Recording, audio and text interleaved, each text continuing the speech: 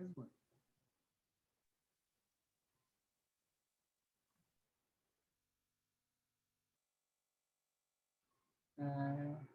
Husband, you're on mute. Joy, hi. Hi. Oh, yeah. Okay. Sana, sorry for the delay. There was another meeting going on. You can't do concurrent. Sure, no problems. We're here, so.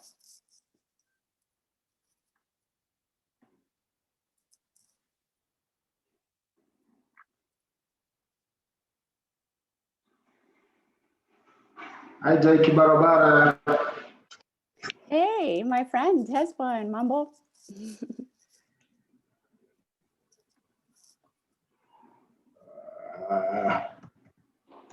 Hello, can you hear me?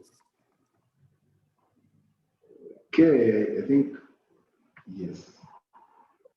Now I should hear you. Okay, great. Now everyone is asking me It's okay. join. Now let me send this link again. Okay.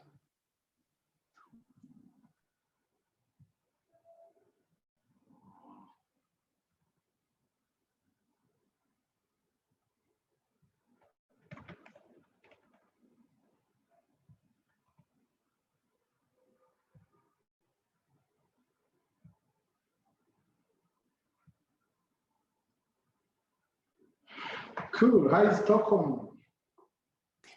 It's great, actually. Today is a good day because it's sunny and it's a bit warm, so that's really good. Yeah.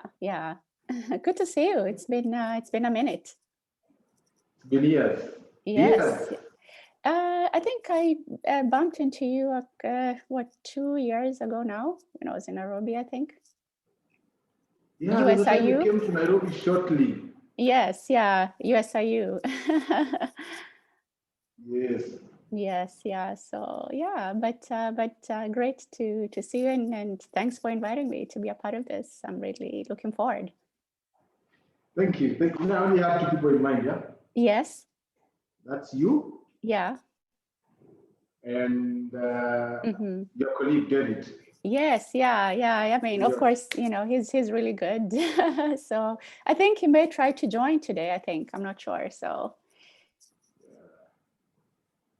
Told me he was kind of busy at the time. Yeah. We're sort of swamped, but I know everybody is. But yeah. They're doing stuff. Their university is doing a lot. Yes, yeah.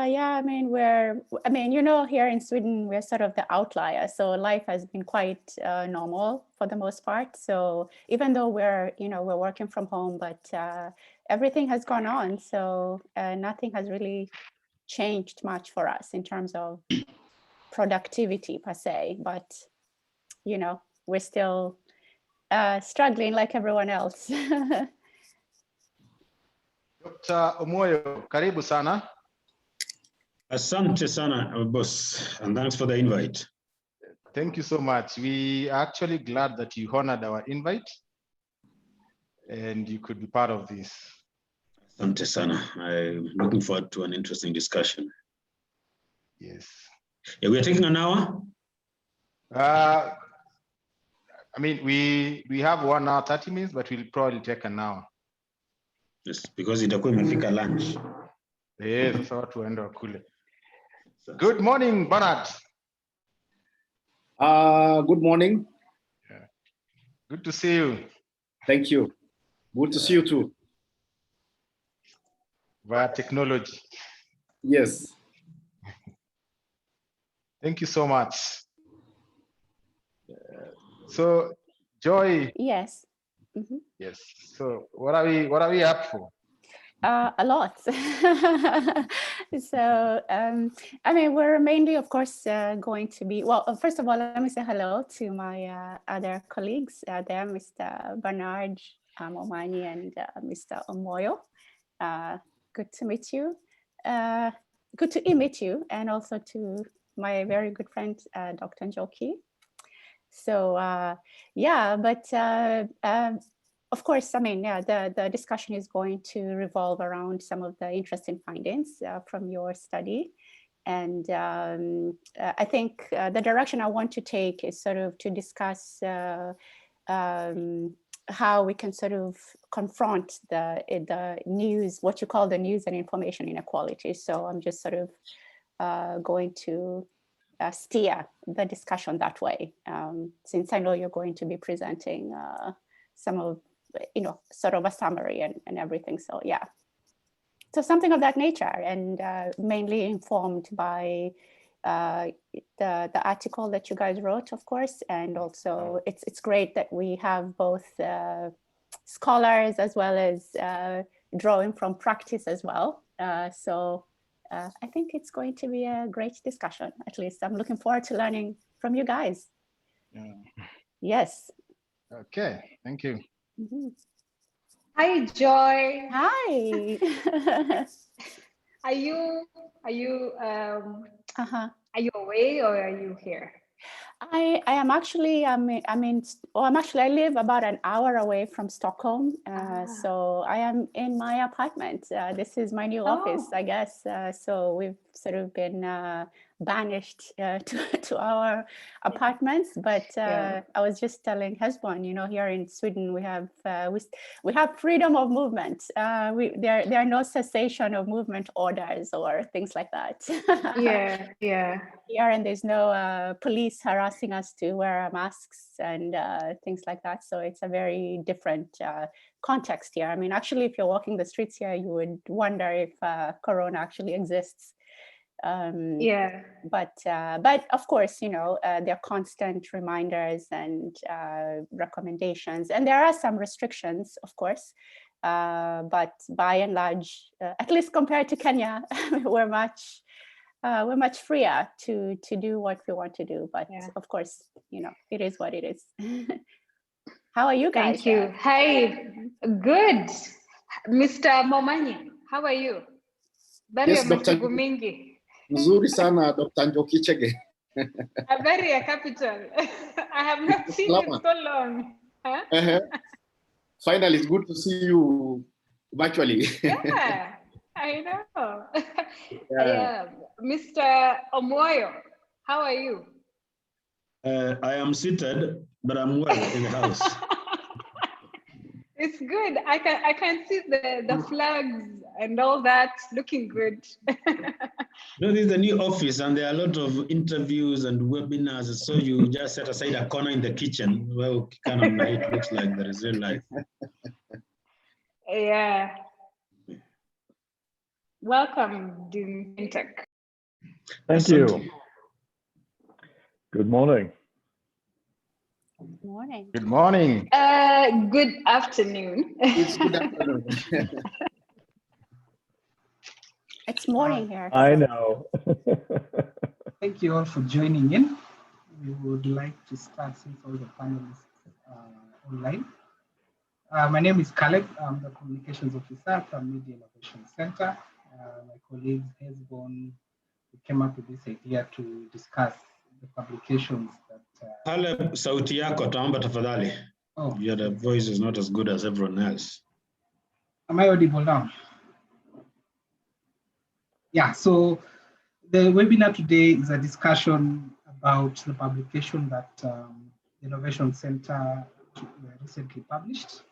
It was a joint effort with some of the panelists that are currently online here. So we are interested in discussing this in length, and I'm sure Hesbon briefed everyone accordingly. So I'll just pass on the mic to him, and then later on he will invite our keynote speaker today, Dean. Hesbon. Thank you, Caleb. And we are glad all of you could find time to be part of this discussion. I want to welcome our Dean through my director, Dr. Njoki Chege. But before I do that, let me just give a brief overview of the long and short of this study. Initially, it started as a fact sheet. We intended just to find out about the media outlets in this country and the spread of journalists in this country. But then we realized that there's a lot of data outside there, which we thought was very informative in terms of eliciting a conversation on the media, the news and news inequality against the backdrop of the spread of both broadcast media and journalists. So that is what brought us here. And to open this discussion, I think will be our Dean, Professor Lawrence Pinchak. But I'll hand over to Dr. Njoki Chege, the Director of the Media Innovation Center here at Aga Khan University, to welcome the Dean. Thank you very much, Hesbon. Thank you to you and Caleb for putting this together. I can see people are already logging in. So without much ado, I would like to invite our Dean, Professor Lawrence Pinchak, to give his remarks. Karibu sana, Dean Pinchak. Thank you so much, Asante Sana. It's great to be here with you today. It's very exciting to see the report itself. There is nothing, as we look at the function of media, there is nothing more important than understanding where media are. Sorry, I'm just distracted because I just had a thing pop up on my screen. There we go. Where media are and what they're doing. It seems obvious that in any given country, you have reporters covering the place, and so it's well covered. But no matter where we look in the world, we find that topics, groups of people, geographic areas are all biased by the kind of reporting that happens there and whether any reporting happens there. And this is true whether we're talking about Kenya or the US or Southeast Asia. We did, when I was dean at Washington State University a few years ago, we did a study of what we called news deserts in the state of Washington. And there were vast areas. This is a big state, by the way. For context, from where I lived on the east side of the state, it was about 350 miles to Seattle. So it's a very big state. And on that drive, we would go through huge areas of small towns where there was no news coverage, local news coverage at all. There were no local media outlets. There were no reporters based there. There was no information about what was going on.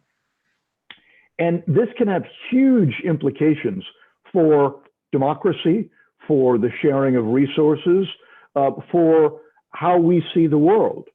I'll stay with one more example in the US, and that was in California. There was a small town about 100 miles north of Los Angeles where there was no local reporting, no local reporter, no local newspaper. And the mayor, effectively the guy who was the mayor and the city manager, were each paying themselves hundreds of thousands of dollars a year, and no one knew it. And they were stealing money from the city, and no one knew it because there was no check or balance on what they were doing. There was no reporter reporting about what was going on. And it wasn't until a couple of years later when the Los Angeles Times finally sent a reporter up there that all of this was uncovered, big scandal, and they resigned. So my point is that as we look at Kenya, the fact that the media is all headquartered in Nairobi is not a surprise to anyone. I always find there's a certain element of some kinds of academic studies that, well, we didn't need to do a study to know that. And we didn't need to do a study to know that Nairobi is the headquarters of the media in Kenya. But we did need a study to know that there are big areas of the nation that are not covered, that don't have reporters based there, that don't have reporters monitoring what's going on there, and don't have news organizations that are reporting for those audiences. And so they get a skewed view of the world. I was doing an interview the other day, actually yesterday, with a writer in the US who's doing a book about one of my former colleagues, Washington Post correspondent in Beirut. And he was saying to me, well, why is it that there was so much news coming out of Beirut but not so much news coming out of other places. And Africa is in general an example of a place where there's very little news coming out to the West. And it's because there are so few Western journalists based in Africa. And so America, Europe sees very little information coming from Africa. Because if there are no reporters there, it's like that old story about if a tree falls in the forest and there's no one there to hear it, did it really fall? And that's true of the news as well. If there's no reporter there to report it, did it happen? Well, in some ways it didn't, because if people are getting away with things and nobody knows about it, if the local citizens of a given area don't know about what's going on in their backyard and are perhaps getting a skewed view of what's happening in Nairobi or the other side of the country, because if there is local media, if it is a very parochial media looking only at what's going on in that little area, or if it is a politically skewed media outlet, then they're getting a skewed view of what's going on in Nairobi, what's going on the other side of the country, what's going on in Tanzania, Uganda, et cetera, et cetera, et cetera.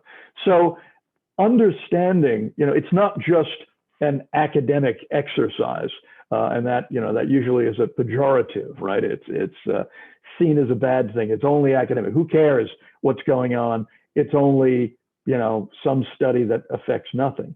Well, this is a study that affects something, and that something is Kenyan participatory democracy. That's the informed electorate, the informed citizen in Kenya. So I was very interested to read this report. I think it's extremely important. And I would love to see more such reports about other parts of East Africa and beyond. So I'm not going to just speak at you. You have a dialogue to take part in. So I'm going to throw it back to you guys, and good luck on the session. Njoki? Thank you very much, Pintak, for those remarks. Now I will hand over to the MC of the day, Mr. Hesbon Owila, I think, who will now hand over to the moderator, that's Jackie Barbara. Thank you. Okay, thank you so much. And Dr. Njoki and Hesbon, and also thank you to the Dean and of course the Graduate School of Media and Communication Studies, and also to the panelists. As the Dean just stated, this is not just an academic exercise, and it's also a very useful and practical discussion to have regarding the evolving, what I like to call the evolving Kenya media landscape, and especially the broadcast media landscape. So I guess I should begin by saying that this is a very important study. As a researcher, I found it to be well researched and comprehensive and very insightful. And I believe that it makes a rich resource for media and communication scholars such as myself, and it's also useful for the media industry at large. And for the academic scholars, it makes a significant addition to existing studies, that some of them which have been conducted by Owila and Obonyo, for instance, that have mapped, I'm referring to the World of Journalism Country Report on the status of journalism in Kenya. There's also national surveys that have been conducted by IRERI and others on the demographics of journalists. And there's also the recently published 2020 Reuters Digital News Report by veteran journalist Catherine Gicheru. And all of these add to the body of work that we can draw from and sort of understand the direction of the media industry in Kenya. So, so the present article sets forth a number of arguments which will form the basis of our discussion today. And more specifically, as I had shared before, I really would like to focus the discussion on how we can confront some of these news and information inequalities that have been articulated in the article. And some of the issues that I thought are important for our discussion today is what the Dean referred to, the news and information deserts. I would also like us to touch on vernacular radio stations and especially their role in exacerbating or mitigating this news and information inequalities. There's also the idea of a public service model, and especially the Scandinavian public service model, of which the authors recommend as a plausible solution to confronting news and information inequalities in Kenya. And lastly, if we have time, I would like us to reflect on sort of the future of Kenya's media landscape, and especially broadcast media landscape. So to begin with, as researchers, sometimes we like to take ourselves away from the research and sort of reflect. And I wanted to throw this back to the two authors that we have. The article is authored by 4 scholars. So we have 2 of them today.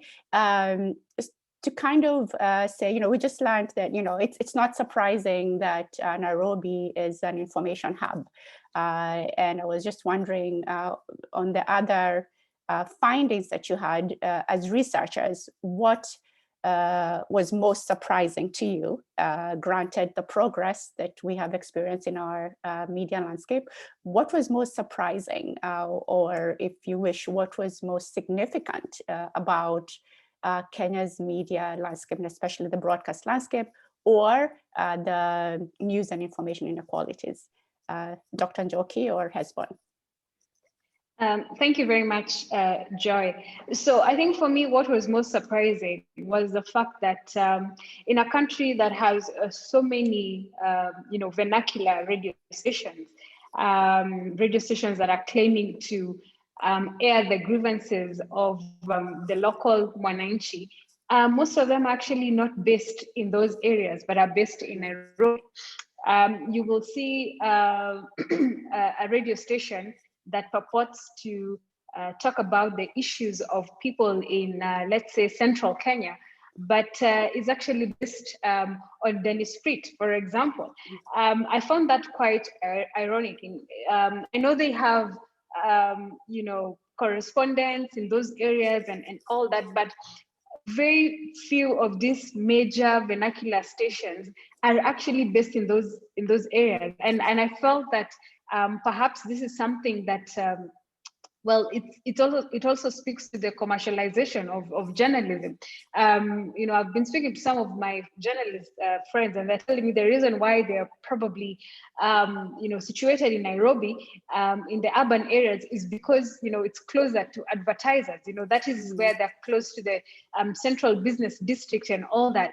But really, I think if we want to have vernacular radio stations that are talking about the issues of the people in central Kenya, in western Kenya, then I think they have every business to be based in those areas. I know there are some of those small community radios that also speak to the issues of the local people. But even when you talk about the quality of journalism and the quality of journalists, those very high qualified journalists who work in these radio stations, they also live in Nairobi, for example. So those are some of the key issues that I found to be very conflicting. Hesbon?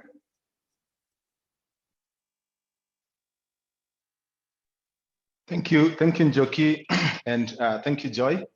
I think there were pretty much like 3 things that were most shocking for me.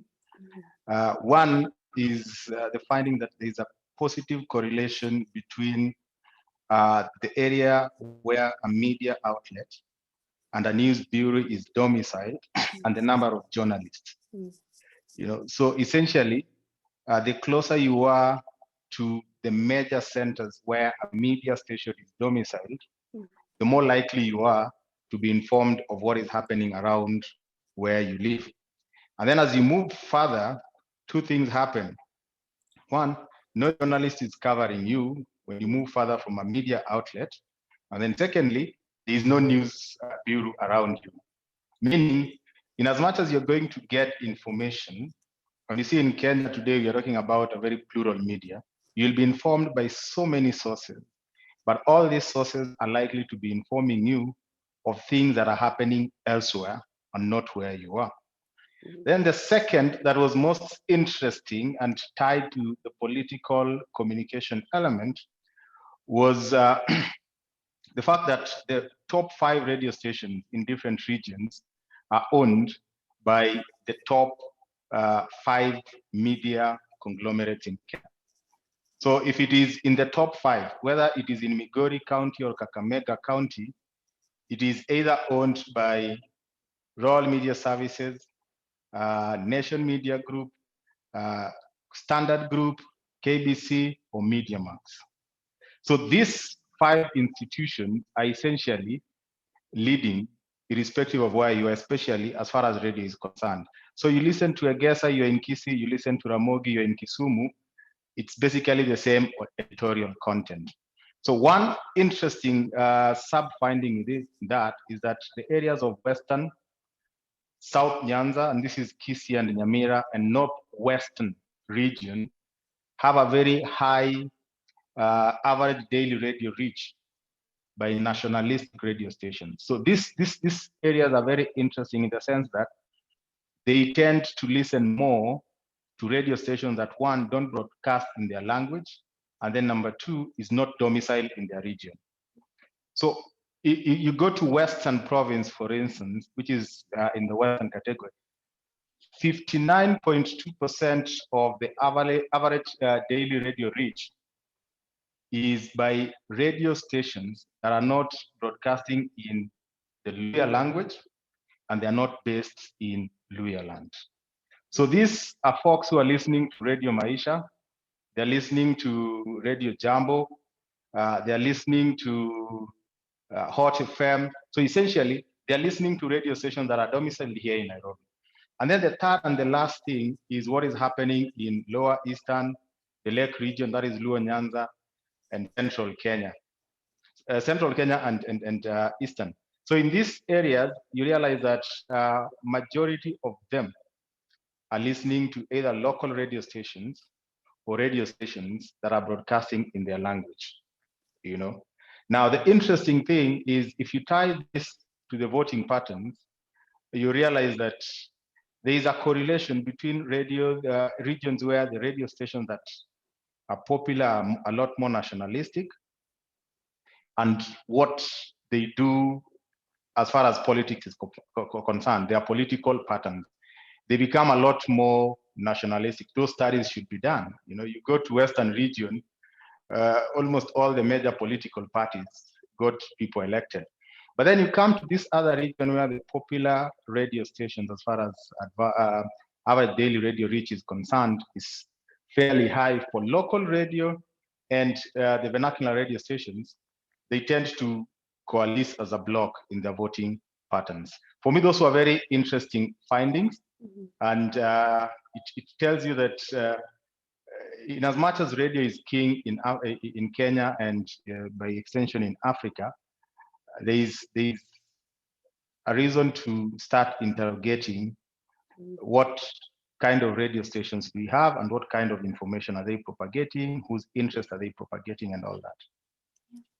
All right, so thank you so much, Hesbon and Dr. Njoki, for that insight. And actually, we will delve more in details about those issues that you pointed out. And now I wanted to just focus the discussion on this idea of news and information deserts. And as we had earlier, of course, these are not just a reality in the Kenyan context, as the authors point out, but they are becoming our common characteristics of media environments around the world. And of course, these have been attributed to the so-called crisis in journalism, in terms of loss of advertising revenue, declining profits, and so on and so forth. In the Kenyan context, the authors seem to make a connection between the dearth, D-E-A-R-T-H, of journalists and news bureaus as some of the reasons why we're seeing these news and information deserts. And they argue that the higher the number of journalists accredited, the wider the platform that would enable dialogue and diverse perspectives. So I would like to start with Mr. Omoyo, who's leading the organization, Media Council of Kenya, that accredits journalists. And I would like to ask, does accreditation have anything to do with it? And secondly, does the presence of more journalists covering a specific geographic area equate to diverse perspectives and more coverage? Mr. Omoyo. Thank you very much. Maybe let me start with where husband Wheeler left about the 5 leading media houses being owned by five leading radios owned by 5 people. It's actually slightly deeper than that, that out of about 170 active radio stations, about 120 are owned by 5 people. So there is the same voice replicate, so it could be deeper than that. That is, it's an issue about media ownership and all that.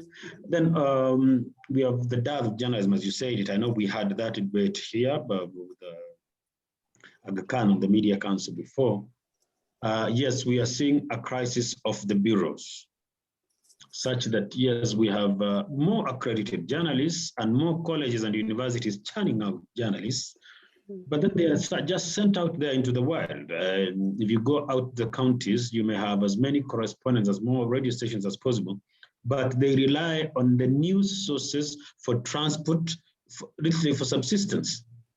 So we are not getting, we do not have these journalists going out to independently seek the truth and report it. We have a battery of young graduates who are begging for transport and food and airtime, and so you cannot expect them to do. So eventually what you end up with is a PR pieces being churned out and all that. I noticed in the study that one of the largest influence, on a journalist's work has been the media regulation and ethics. And they say that you notice that the editorial decision making is at a very low level. That shows that the code of ethics and what we keep reminding people is really what will come to remind them. But so principally is that we have more journalists and more media houses. Ideally, it would have translated to more news and more diversity of opinion and all that. But what we have are basically echo chambers. If you listen, go to primetime news, for example, and take the leading TV stations, NTV, KTN, Citizen, K24, and all that, you'll find that the first 5 news articles will be the same 5 news articles across. They simply have been, it was number 1 on Citizen, it's number 3 on NTV and all that. So you find that what we have simply is not, as I said, they are simply echo chambers and not variety. And what has happened is that an attempt to do niche news or niche journalism has not been extremely successful. Maybe because of the rise of social media and too many outlets. So I would say that we have more people in the field, we have better training, we have better tools of the trade. But I think that our behavior patterns and consumption patterns have already narrowed us down to look for the local politics and normal gossip. We are not, many people attempting to generate unique content are leaving town very frustrated because nobody's interested in it. And that's why we have a lot of people frustrated with the media, losing trust and all that, yet we have very good media content out there which nobody's interested in. Okay, so thank you so much. That's really interesting, Mr. Omoyo. If I got you correctly, the challenge is not really in accrediting. If anything, we have plenty of journalists out there, plenty of journalism schools that are churning out talent, every single year. Maybe it's more a question about economics and the politics and the echo chambers that are sort of giving us very narrow perspectives of what's going on out there. Mr. Bernard Momania, I'll sort of pose the same question to you. In terms of news and information deserts, how do you see it from where you sit? Is it a question of accrediting right journalists? Is it does it mean that if we have these journalists out there, then we are guaranteed of more diverse perspectives? How do you see it from where you sit? Well, thank you, Joy. I would say it's not the problem of accreditation because, like Mr. Moyo said, they do accredit journalists, and they've actually accredited so many journalists.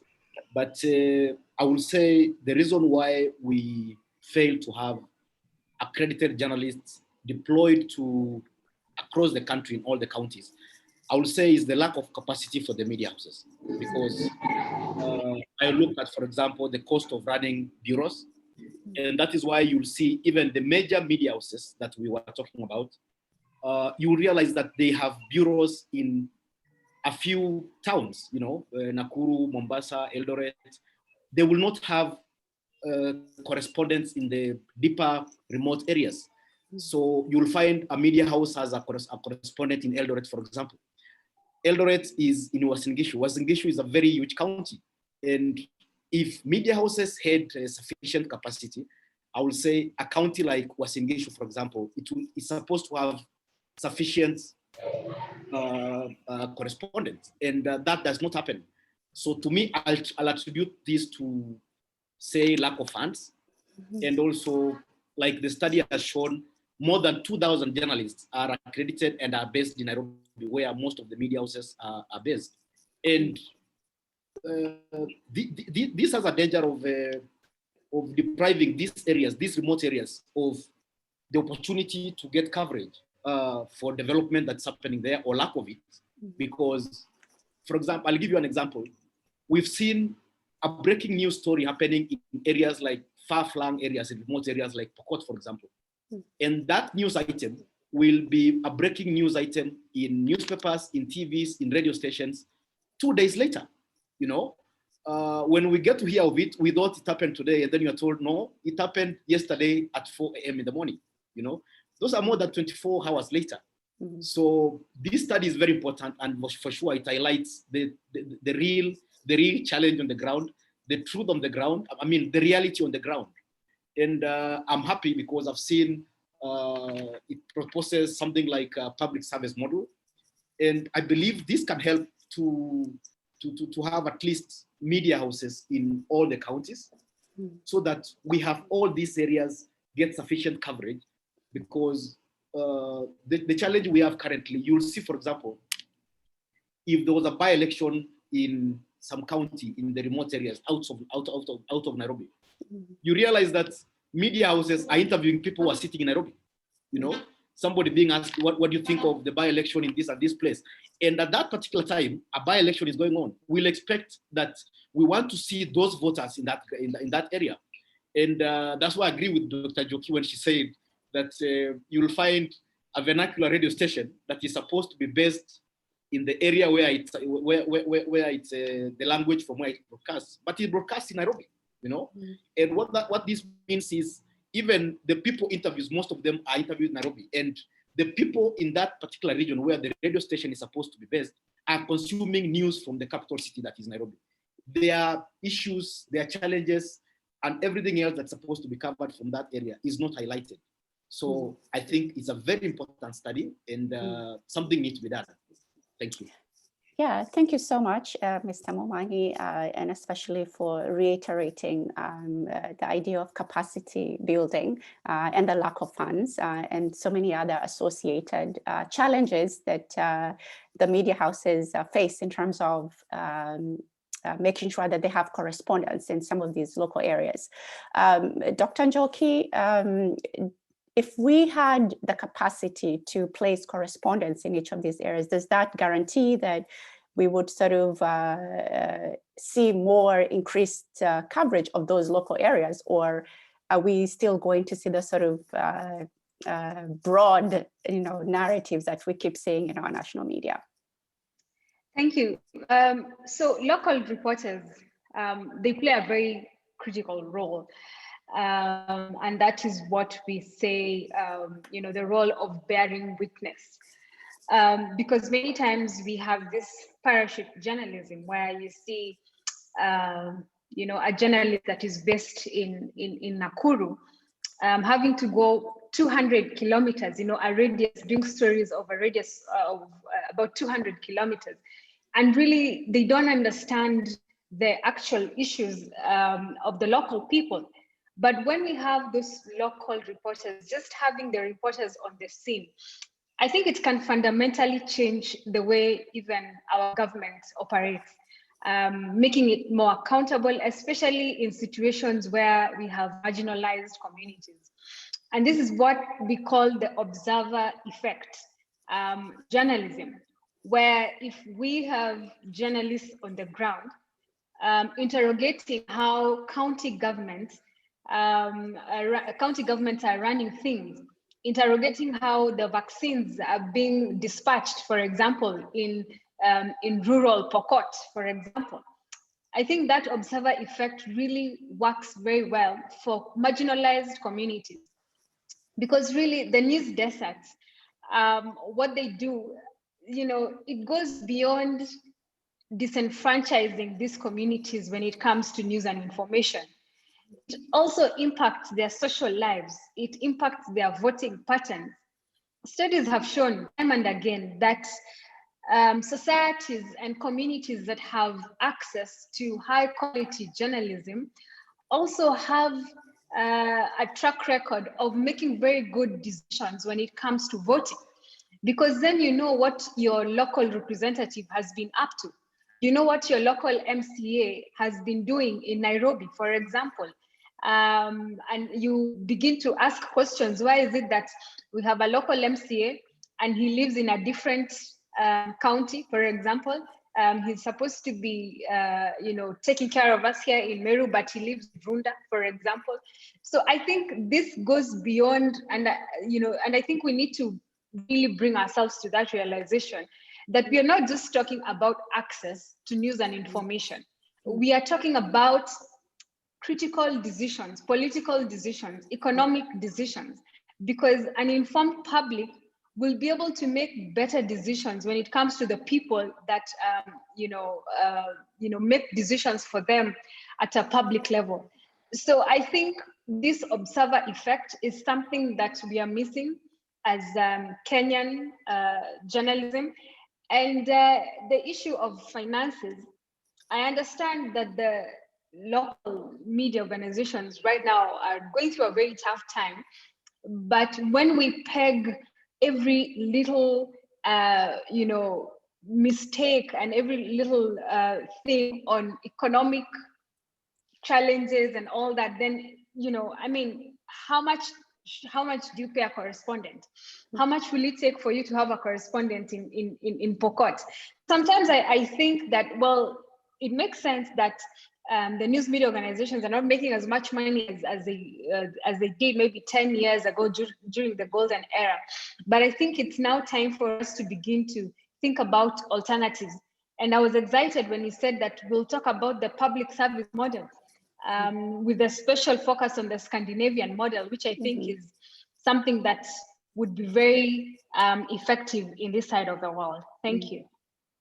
Yeah, thank you so much, Dr. Njoki. Indeed, this is the idea of the public service model is quite interesting to me, since I am domiciled in a Scandinavian country and I'm a consumer of public service media. So I'm really interested to hear your perceptions, especially what has been referred to as a centrist public service model. I'm really interested to probe that and to see how you envision that.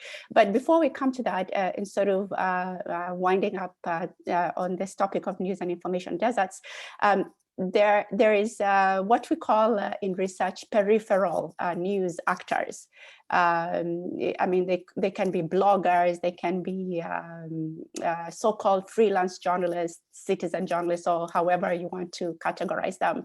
And maybe I will pose this question to Mr. Omoyo. What is the role of this so-called peripheral news actors in sort of amplifying the voices or bearing witness in some of these local areas where the mainstream media houses are not able to station their own correspondents? Mr. Omoyo. Thank you. Two roles of the peripheral news actors. In Kenya, mostly they are not very peripheral anymore. You're talking about bloggers and these activists. Number one, they have the courage to break stories which a normal newsroom will be afraid of, either because of political affiliations, the marketing pressure from the advertisers and all that. So these independent ad hoc bloggers are able to break up some news story. And a few times, these guys are able to start discussions, which then attracts many people. And you find that the mainstream news now are able to follow up. So that the courage to report about the uncharted waters, there are certain unwritten sacred places where we don't want journalists nosing around. Does not exist in writing, but there are places where people fear certain big companies or advertisers, certain powerful personalities and all that, or sometimes sacred topics. We have seen these bloggers jump into there. I need to caution that sometimes they are fairly careless too. There's sometimes they have thrown in comments that would people ashamed and all that. But number two is that especially in those regions where we have not positioned journalists or media houses, we are certain activists or not well-known individuals who draw attention issues of, say, police violence, or they shot a man yesterday, or there was defilement and all that. So these guys come in, throw it across Facebook or Twitter, and then it attracts the media house to call around and all that. So number one, the breaking of a story where there is no other journalist, and number two, the breaking of a story which nobody else would catch, and then we have this global phenomenon called Kenyans on Twitter, who BBC described as bees, who will gather around an item and sting, and unless you show them something else to sting, they will hang around there making fair news. So I give them, there's a bit of, they do a good thing. They have assisted open spaces and given courage to other journalists to face it. However, a few times we have seen them run into town with ridiculous fake news or extreme propaganda, what I would call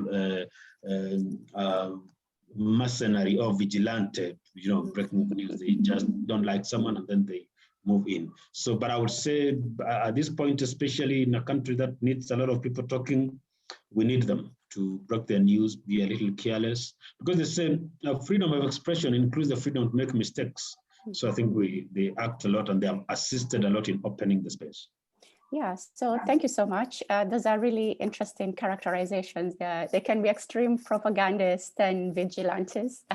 But as you also say, I think we sort of need this multiple and diverse voices.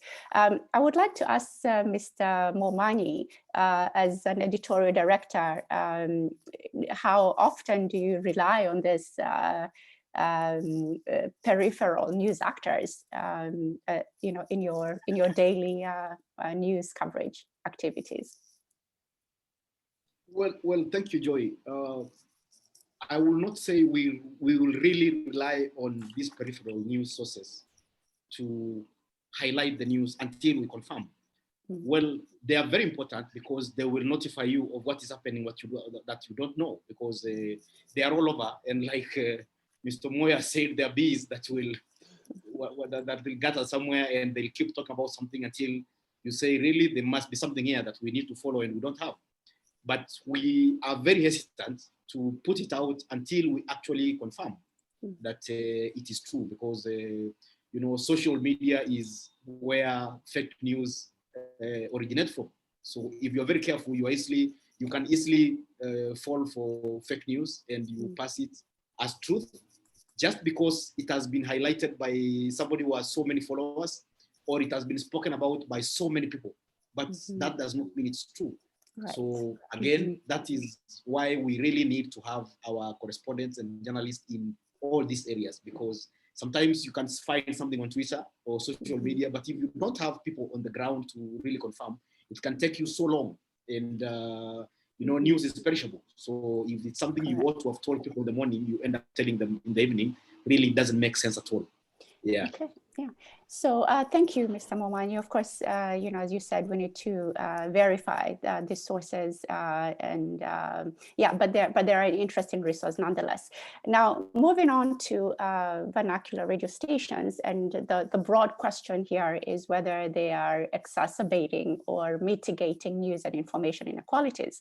But before we tackle this broad question, you know, as scholars, we like to sometimes refer to the idea of problematic concepts that the authors have alluded to.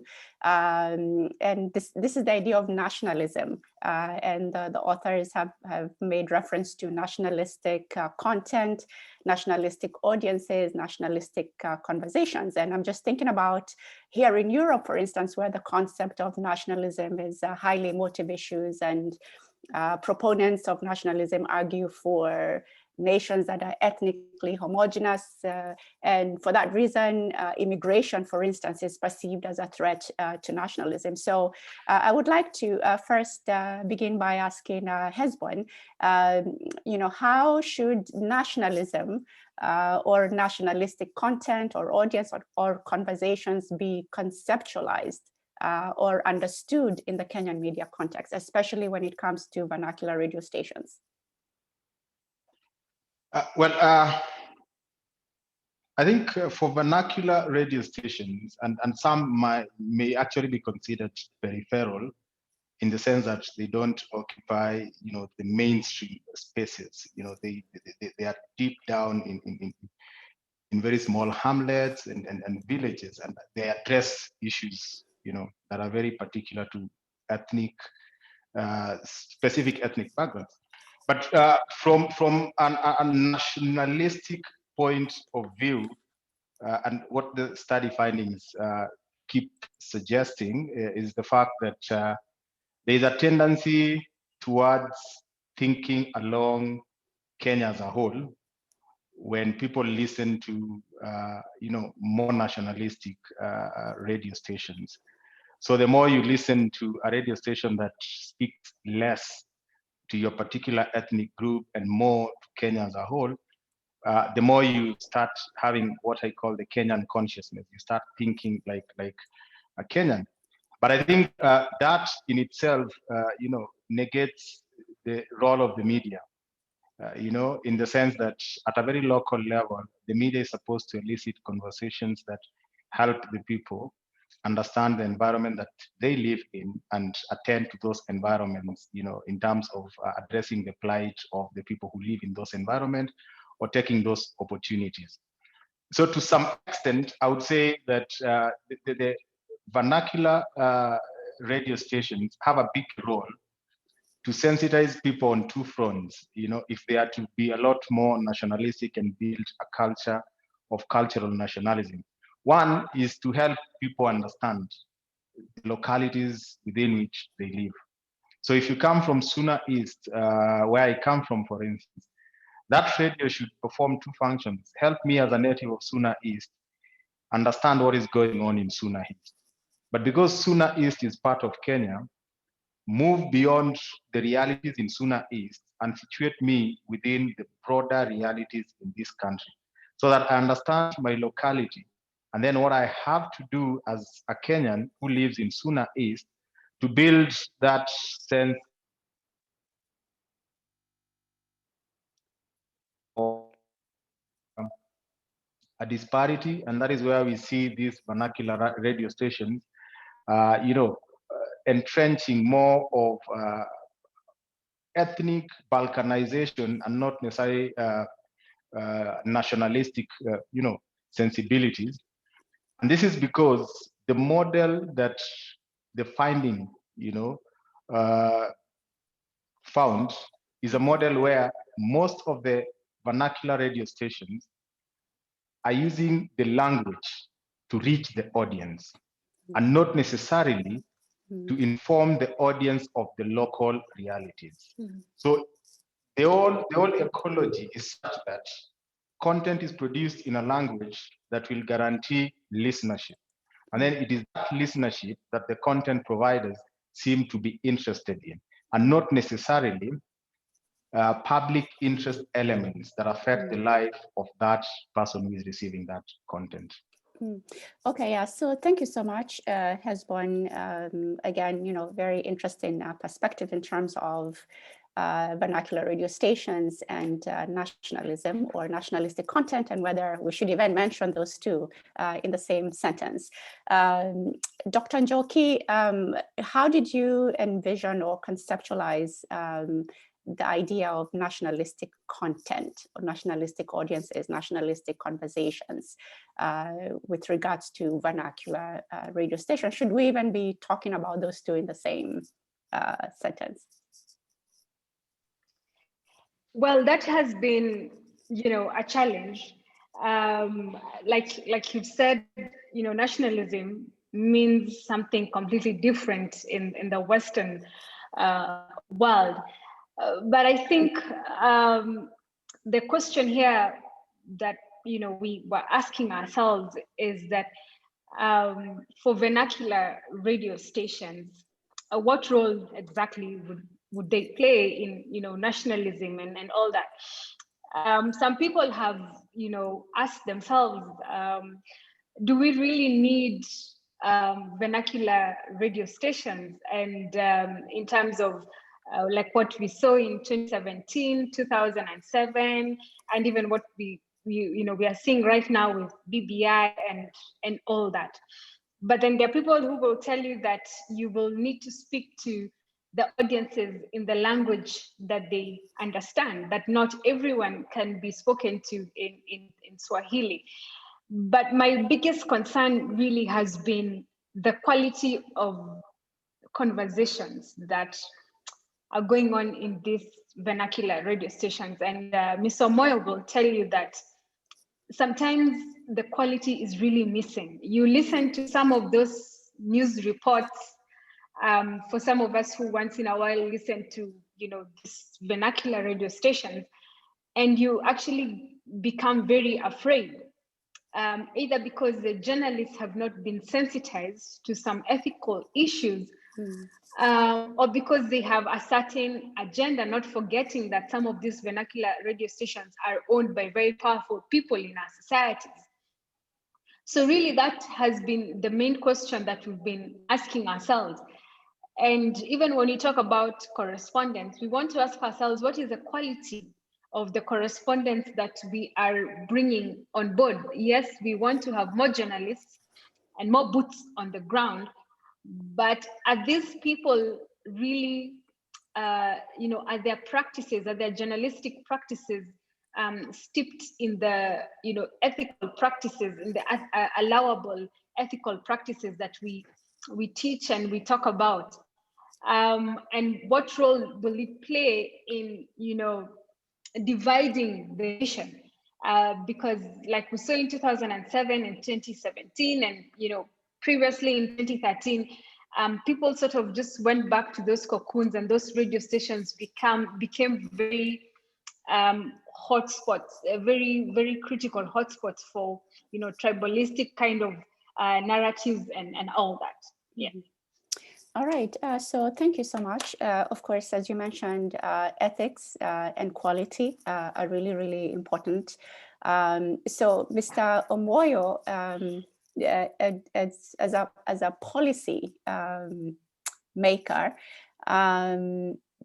are vernacular radio stations, are they harmful? Are they helpful in terms of mitigating this news and information inequalities that we're talking about? There is no doubt whatsoever that vernacular radio stations have opened access to information, entertainment, and news as we would have never imagined. We have to accept that, I mean, even if you look at in places like Nairobi, where we have, let's say in quotes, high literacy levels, you'll be surprised that there's extremely high listenership of vernacular radios. You look at, even when you look at TV and radio ratings, we have vernacular TVs number 3, 4, I mean, number 1 and 2, English, Swahili. By the time you hit number 3, you are getting into vernacular. You go to radio still, you have about Swahili rating, then by the time you get an English-only radio in this country, you already hit vernacular and all that. So, because also expressions in vernacular are broad. They start from its cultural expressions. There's a bit of entertainment, there is a bit of music and all that. And that will explain why, take an issue of religion, we have even songs, religious songs. So I know that's Christian songs in different languages. We have celebrations of prayers and all that. So there's a bit of culture and promoting, culture and diversity of the people. I would tend to say that if we have seen violation of ethics, I think we have seen them in English and Swahili a lot, really. So I would not want to say vernacular and all that. We have seen them in English and Swahili more, and among sometimes trained journalists. So community radios have reached out to many, many people. They have helped people do a lot. And then number 3 is that we should look at one negative aspect and try to condemn, all this. However, I need to note that at some point when we see, say, a lack of professional action by media, we have seen equivalent lack of professionalism in Swahili and English radio stations. If people are not paying their employers, if we are seeing crooked reporters and all that, we have seen, a very consistent, similar behaviors in English language and Swahili language stations. Also, when you look at political mobilization, Nelson Mandela says that if you speak to people in English or Swahili, Swahili is my addition, you speak to their head, and in mother tongue, you speak to their heart. We've seen even politicians, when they are unable to pass a message across, they go across and try to do it in mother tongue and all that. So principally, we can accept that there is a lot of benefit in having vernacular actions and vernacular media. They have done a good job. I will have no hesitation to speak about that. What we have is there's a community, for example, that has more than 20 radio stations speak to one community in the country.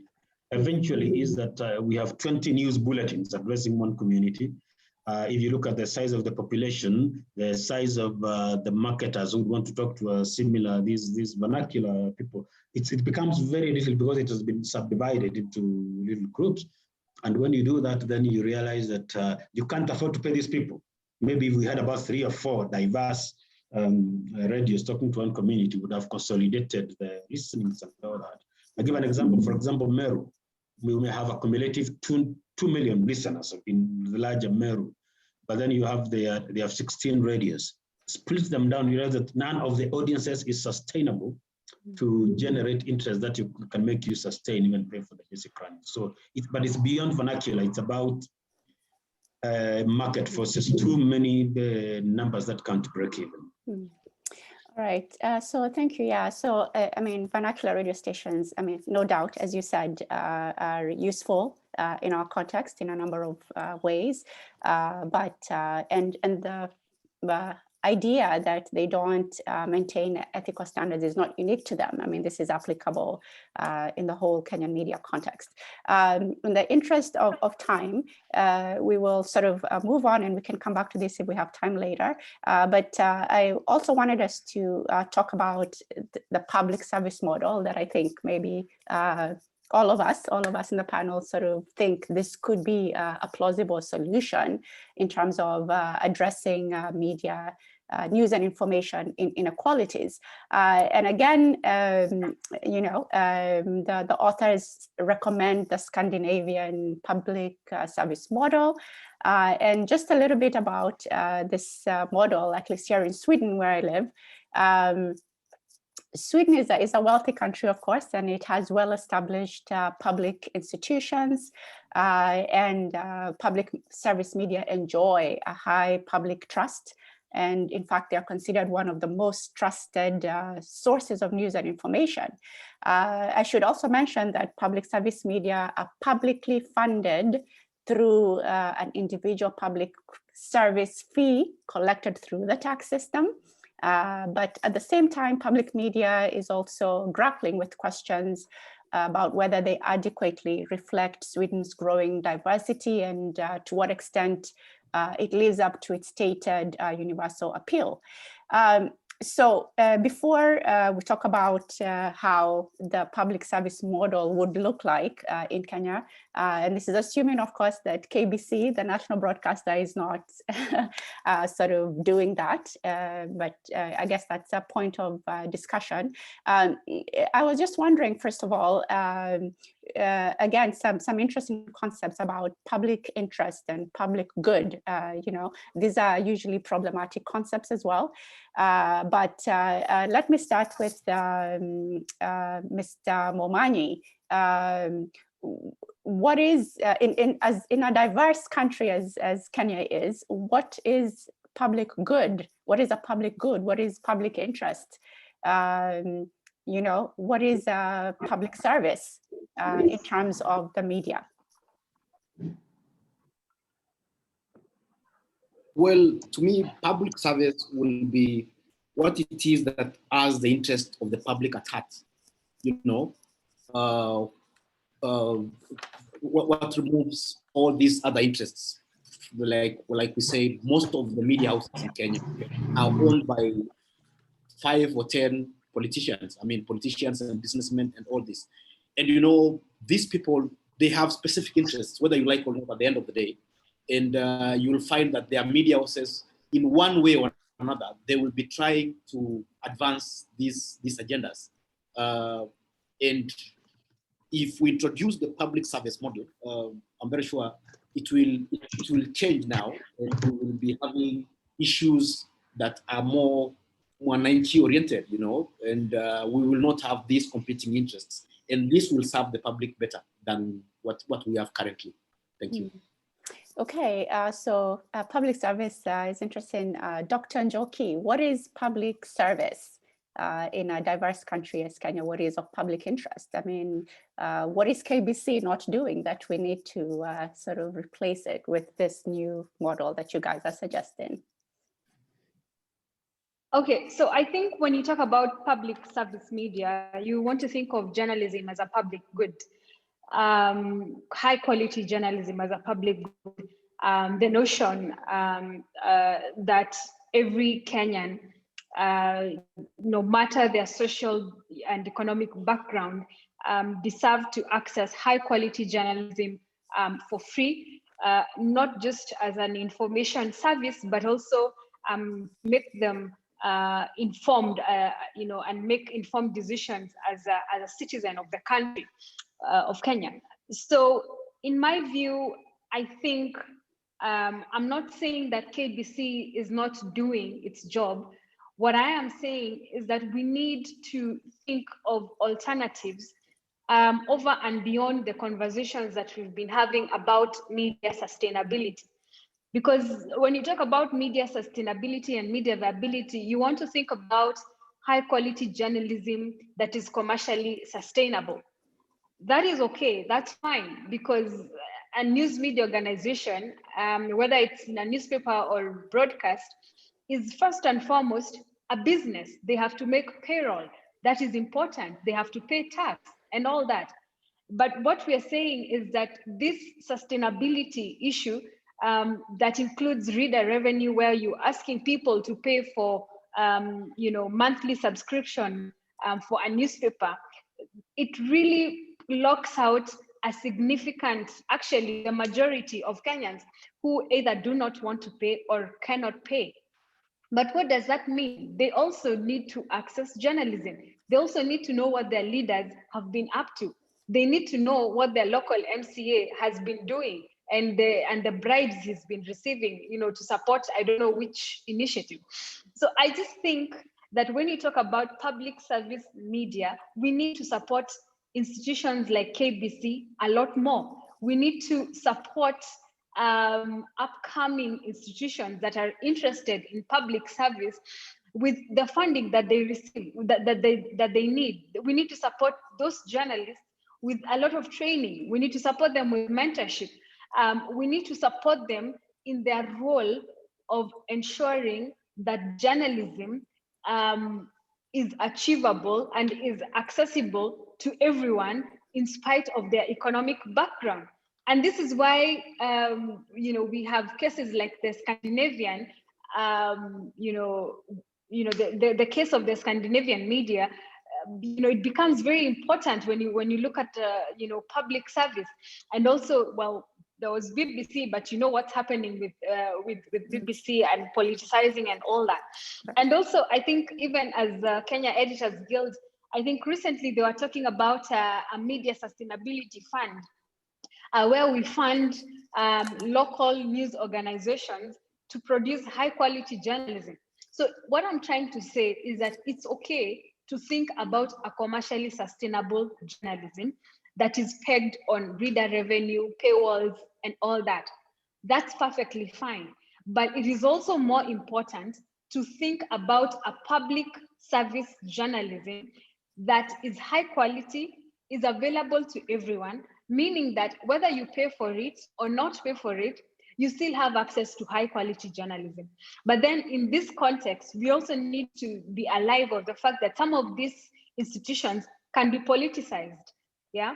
And depending on whoever is in power, some of these things, I don't want to say that Kenya is not a mature democracy, because even the US is not a mature democracy, but you also know that the US doesn't also have very strong public, service.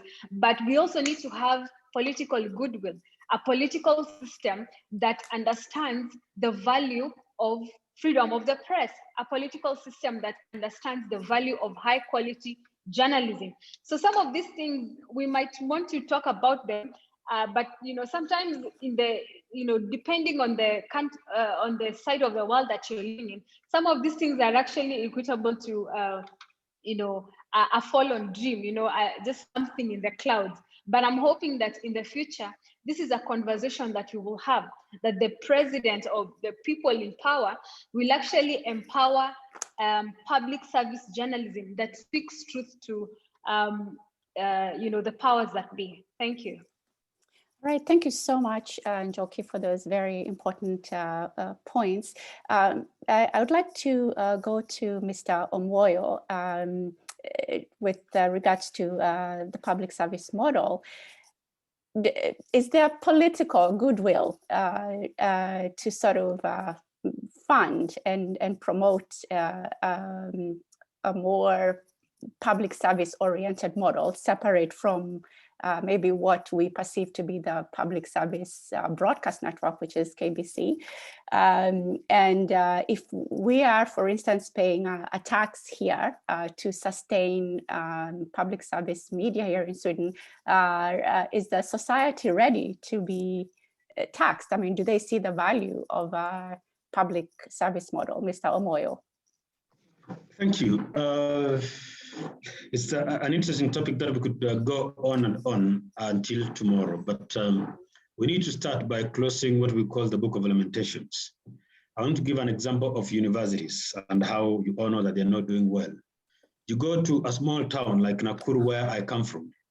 Nakuru town could afford an average of, say, 150 students doing first year BCom. That is a good number that any university can employ. Now then you go and open 40 universities in Nakuru town. So each of the university will have 3 students, and the same lecturer will moonlight in all of them. And for 1.5 hours, instead of having all of them in one class and having to pay 1.5 hours, you have to pay 1.5 hours times 40. So suppose we wanted to say we want plurality. You go to Kiambu, or say give Embu 1 million people. You open 54 radio stations, and you say because of public service media, finance all of them. What I'm trying to say is that it's genuine, and the government must finance and support public service media. But what we are doing, we have literally gone rabbit. What we are asking is, you can't manage to go to Kwale and kuna radio saba. Na huku population ni kama watu 40. Kama si kila mtu wako na radio yake zile having a microphone out, and everybody wants to say we need money to run stories, we need to pay for transmitters and all that. What I'm trying to put is that a very genuine concern, a democratic need, a requirement can get lost when every one of us selfishly, you go open a radio and it's like going to a population of 20 people, opening 4 schools and telling government to employ teachers in all the 4 schools. That will fail. Let's go to the law. The Constitution spoke about the public broadcaster, which should be facilitated and enabled to do a good job. I know Parliament has not enacted a law to change KBC from state to public broadcaster. So a few times what we have then as our public broadcaster is government mouthpiece and not the people. You know, it is then you cannot oppose, you cannot contradict, you cannot question and all that. That is the principal failure. And the interaction about public broadcaster in what we have across Sweden and what you've seen across Germany is that principally we have a genuine media house owned by government, but it's by the public, an independent board. They make decisions, they research and all that. You've seen what happens at the BBC and all that. Then there is some little money that we help promote plurality by supporting the other people. Because number one, by ensuring that you have a genuine publicly funded media house that is accessible everywhere, you are doing, let's say, the first stage of plural, free and fair media. Second stage then is supporting, you know, the other people, the independent media to do stories for research, to access and all that. So what we have is, well, a lot of exciting noise about us supporting a media diversity fund, but you just cannot share that. You have 200 radios and now we have 192 TVs and there's about 347 papers. So that's like 10 million per month. Karibu kila mtu apewe shilingi yake moja moja aende. So the whole idea is that we need to have genuine discussions about how to frame this help and proceed. And the Media Diversity Fund would be welcome. But again, it's tricky. That's why when you look at the universal access obligations, even under the set of boxes, while we need to implement it more strictly, like our colleagues at the Communication Authority, you have what they call the must carry obligations. The law requires that every year, the Communication Authority under survey about which is the most popular and all that, up to at least 9 TVs and about 20 radio stations, sorry. The children brought a meeting outside my door. Up to 9 radios and about 9 TVs and 20 radios should be carried as a must-carry obligation. I think so. That's broadly, that's a sense of promoting that. The whole idea about financing, we just can't manage. It's like, as I said about the universities, the higher education stuff and all that. You may set aside the fund, but it is logically impossible for it to make any sense if, for example, and allow me to throw in another example, if, for example, we wanted to finance, say, Kikuyu language media houses in Kenya. 18 TVs and 38 radios, all speaking in one language. Logically, your public, your pesa utapeleka wapi. So we have not really narrowed to say, how do we identify must carry obligations and how do you manage them? So a media diversity fund needed, but we have just overexpanded our media. It's impossible to channel anything that can get substantive value. Yeah, all right, thank you so much. This is, as you said, this is a topic that we can go on and on about, but I wanted to conclude this session and then we'll give some time for, I see we have a couple of questions, but I wanted to pose this to Mr. Wheeler, who proposed in a follow-up article the idea of a centrist public service model. What did you mean by that? I simply meant that we need a broadcast media that is public-centric. In other words, a broadcast media that is not really interested in the eyeballs, but interested in giving people information. A broadcast media that does not necessarily have to care about profit-making, but has enough resources to deploy as many journalists, and correspondents outside there to gather news in irrespective of whether these are news centers or news deserts. And to crown it all, it's just to look at a media whose funding model allows it, one, to seek the truth and report it as fully as possible. And then number two, to minimize harm in its reporting of the truth. And then number three, to be accountable, not to the funders, but to the audience that it is informing. And then lastly, a media that will act independently. And borrowing from the Scandinavian experience, you realize that this kind of a media that is public-centric has a model that funds it, that does not really care about profit-making, is much more profitable than the commercial media. And then secondly, it deploys resources far and wide than the commercial media. And then thirdly, it focuses more on news and public affairs issues as opposed to entertainment and sports, which seems to be the main preoccupation of the commercial media. So if you look at these two, you realize that the public-centric has a listenership that is a lot more informed, that is afforded the opportunity to participate more, that allows more divergent ideas to contend, and of course, results in a more democratic society because people are informed from a fairly independent point of view and they can make very independent decisions. All right, thank you so much for those insights. A public centered with public interest, public service, and hopefully we will see that in the near future. So just as a way of concluding, I wanted us to reflect on where we go from here. What is the future of the broadcast media landscape and the media landscape in Kenya in general? And then soon after that, I guess we can open up to questions and we can try to respond to those.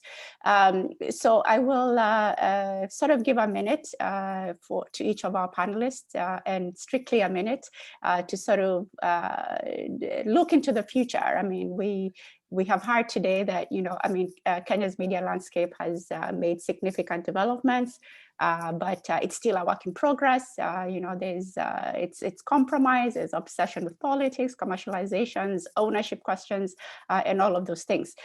So since Hesbon, you're on my screen now, I'll give you 1 minute to sort of say, where do we go from here? What does the future look like? 1 minute. Well, I think the future of the Kenyan media looks bright because already we live in a very pluralistic media ecology. So in terms of diversity of content, we are not short of that. And the next leap should just focus on who packages this content, to whose interest, who is it informing, and whose point of view is, you know, covered in this media. And this conversation naturally leads us to a question of how do we have a media ecology that serves the interest of the public? And from my own interaction with literature and research and the media in Kenya, from here, this is the direction that I think we may want to take, to have conversations on how we can have a public-centric media in the counties that we have in this country, the 47 counties. And probably the conversation should start from that.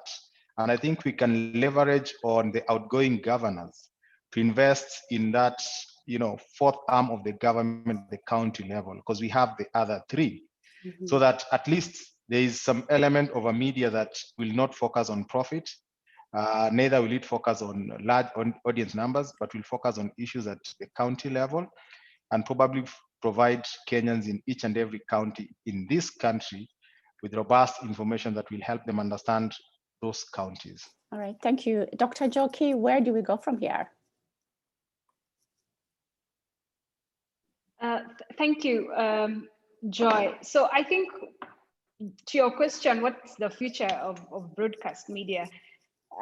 You cannot really talk about the future of journalism without thinking about the role of the media in reducing the effects of misinformation and disinformation. So I think the future of broadcast will heavily bend and lean towards actively trying to reduce misinformation and disinformation and its effects in our society, because we know and we have seen, we have not even understood really the effects of fake news, misinformation and disinformation to the society. We've seen how it has been used to manipulate elections. We've seen how it has been used you know, in character assassination, and just the effects are really diverse. And now when you talk about media and the future of journalism. So I think every news organization going forward will need to have a very strong, fact-checking unit and very actively play its part in preventing misinformation and disinformation in our society. It's something that we've been thinking about for the past 3 years, but there's no way we can start talking about content and new ways of storytelling, podcasting, YouTube, and all that. All that is nice, that's the shiny stuff. But really, what role will the media play? And I think the war against fake news, misinformation, and disinformation will be a very critical pillar in the future of journalism. Thank you very much.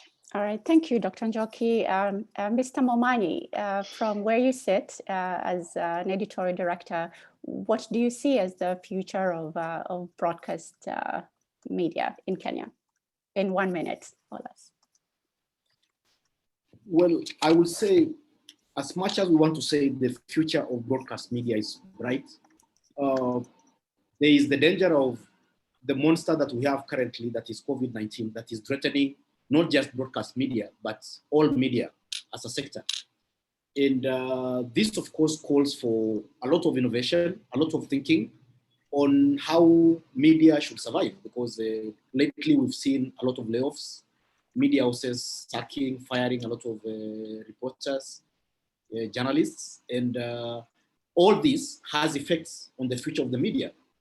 So to me, it calls for a lot of thinking in the industry so that we can protect the media from going down because of something like COVID-19, we'll say, because most media houses are now complaining that, we don't have resources, advertisement has gone down and all that.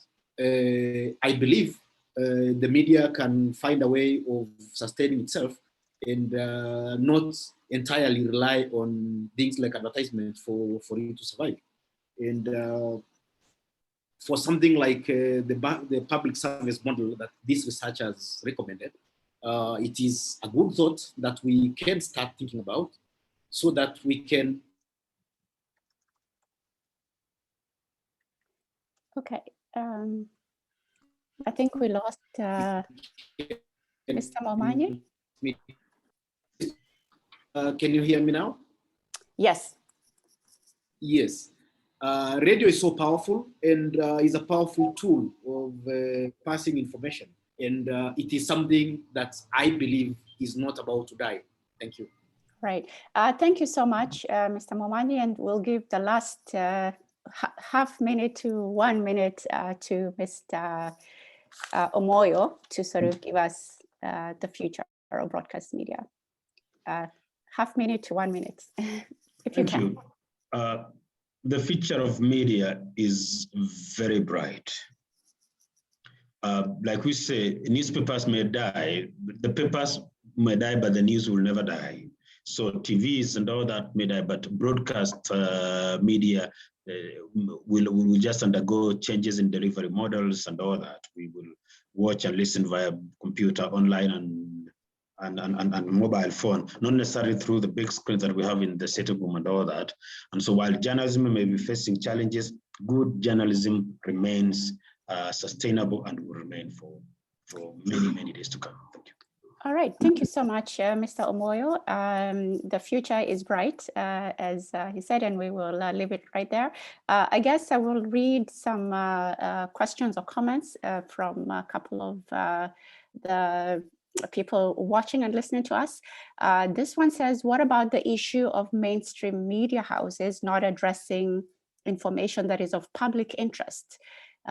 Case in point, okay, when Kirubi was implicated in the Uchumi scandal, refused to talk about. So I guess the question here is, how can we talk about a better or free media when media owners shut down conversations based on their own entanglements and those they consider their friends? I think also it's a question of ownership. What is of public interest? What is of public service, which I think we have sort of addressed. There's also this other comment, but most public service media is state-owned. So how does this speak to a free media when we have seen time and again that effectively KBC is just a state house, it's a mouthpiece, a propaganda mouthpiece. The question is how to ensure that the media, council and judiciary is strong and independent enough to keep government in check while allowing public service media houses like KBC to speak the truth. The problem is media council and a judiciary that is heavily compromised and politicians with too much money. All right, interesting comment. And I hope the responses and the conversation that we have had have addressed some of those questions. So thank you to the panelists. Thank you to the authors of this very, very interesting and timely article. And I will now hand back to the MC. Thank you. Thank you so much, Joy. There's one more question that has just come in. Like okay. And then there's one more from Laura in the chat. Okay, do you wish that I read it, I guess? Okay, this is from Patrick Gadara, and he says, who pays for the news? If we want public-oriented reporting, shouldn't the public pay for it?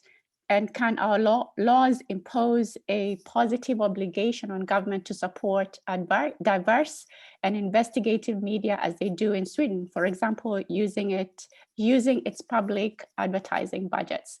Who pays for the news? If we want public-oriented reporting, shouldn't the public pay for it? Mr. Owila, do you wish to comment on that? Yeah, I think I agree with Gadara that public service has a lot more to do with who pays for that news. You know, you cannot say KBC, for instance, is a public service media because it is funded by the state. So, I mean, a legislative framework that would ensure that the public directly funds the media without interference from the state or whoever is in state house or is heading the government, so that there's that self-sustainability that comes from the public specifically contributing to the existence of the media. And I think because at the national level, this is a conversation that has been very tenuous. If we want to experiment with this public service model, I think the easier route would be to have conversations at the county levels and see if we can have, you know, models of public service that are funded by the devolved funds that goes to the county government. In my opinion, that would work for us right now if we start those conversations and just, you know, leverage on the governors who are leaving. If they're serving the interest of the public, start those conversations and institute funding models that would ensure people in Tharaka Nithi, for instance, have a media that won't care about profit, because the people of Tharaka Nithi and, you know, the taxpayers' money will fund that media. Okay, interesting. I mean, here in Sweden, as I alluded to before, is that there is an individual public tax fee, public service tax fees that automatically is extracted from the citizens. And I don't want to politicize this idea, but, you know, and a Kenyan is willing to be taxed yet again, you know, to fund this kind of a service. Whose responsibility is it, really, as you said? Go ahead, Hesbon or Mr. Omoyo. I will allow Mr. Omoyo. Thank you. I think, as I said earlier, Kenyans are already taxed and you're paying tax and all that. I said, suppose we said we'll avail this, say, 100 million per year on, you know, public service media. Who will take it, who would not? So I think we haven't, like, I know we did not conclude the discussion with C about the must carry obligations. When you introduce set-top boxes, they said there are certain stations that must be carried for free, whether the person pays subscription or not. If we say public service, I know number one must be Parliament is required by the Constitution to pass a law that will make the state broadcaster independent and finance it. That is not done yet. We need to get that done. Number two, if you're going to avail a fund, like I said, I gave an example of 10 million per month. Who will we give so that it makes sense? So I think that if we logically organize ourselves, it should be possible to do that. Diversity, you know, which community, what is the size and all that. I think it should be able to be done. And I speak this knowing that I usually go to Parliament to defend my budget. I get support from the donors from time to time. I know KBC's issues and all that. I know government worth of advertising in the media, which is goes up to 2 to 3 billion and all that. We just need to organize ourselves. I think otherwise, I think government gives 2 billion to public service, to private media, and gives about 2 billion to KBC a year. That's about 4 billion. If we organize that around something, we could be able to move. So principally, just as I said, is we need to look at media diversity so that it is sustainable media diversity, not just offshoots of things that are running for 2 hours, then they can't pay electricity in the evening, then they blame the government, then you have a newspaper you print for a week, then you can't print next week, then you blame government for not supporting. Eventually, any attempted intervention, it will fall flat on its face because of that lack of consistent and logical intervention. All right, thank you. Just as a follow-up to that, and as we sort of wind up the discussion from Mr. Gadara, I think I'll direct this to Mr. Omoyo again. Wouldn't it be easier to begin with regulating how the government of Kenya deploys its advertising budget? Mr. Omoyo. Yes, that is true. And I need to announce that we worked with the government advertising agency, and three months ago, we have gotten, I think, more than 100 community media shortlisted, or rather pre-qualified by government advertising, because we were getting a place where government spends 2 billion on advertising and 4 media houses take the whole amount. We brought the issue up, and we have just worked with the ministry, and more than 100 community radios have already been qualified, and more than another 250, community advertisers, what our roadshows in the villages have been pre-qualified. I think it's number one is also regulating. Number two is building capacity, telling GAA you can do more and all that. We started by signing an MOU. The Media Council sent some stuff there and all that, and now we have a lot of, I think basically a lot of religious media and vernacular media, even media in the grassroots has been now pre-qualified, and you'll be hear a lot of government advertising. I think that's, secondly, we have proposed, and we've told the Senate that there are certain requirements of the Constitution which keeps talking about 2 newspapers of national circulation and all that. So you find that we have a Kilifi governor trying to announce a waiver of land rates, and is putting the notice in the Nation and the Standard in Nairobi. Yet we have 4 radio stations in Kilifi town which would have done better. And we've said that we want to make an obligation that there is a quota system. Any money that the counties will spend on media, 70% of it must be spent on local media, and 30% in national media, because what we have are governors living in the periphery and spending money in posturing on national media. A page in the Nation is about 700,000 for a day. 700,000 will support 4 local stations in Busia for 2 months. So there we have made that proposal right in the We just need to tighten a bit of the legislation, as you asked, but other matters are proactive action, like now the pre-qualification of vernacular media and all that. It's really something. Yes. All right, thank you so much. Again, I think we can continue this conversation on our social media platforms and elsewhere. So I will hand back to the MC. Thank you. Thank you so much, Joy, for moderating this discussion. To the authors of the publication, thank you so much for going through that process and producing this publication. We'd like to give it a close, and I'd like to ask our director, Dr. Shege, to give the closing remarks.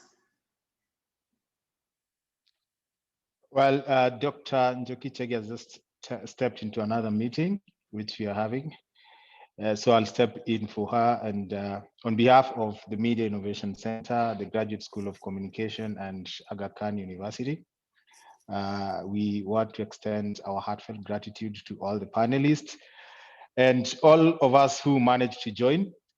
This is just part of the conversation that we want to evoke outside here towards, a public service oriented media, or towards conversations that will help address or even just speak about robustly the issues of news inequalities in Kenya and beyond. The Innovation Center's mandate is East African, and we intend to cover the whole Africa.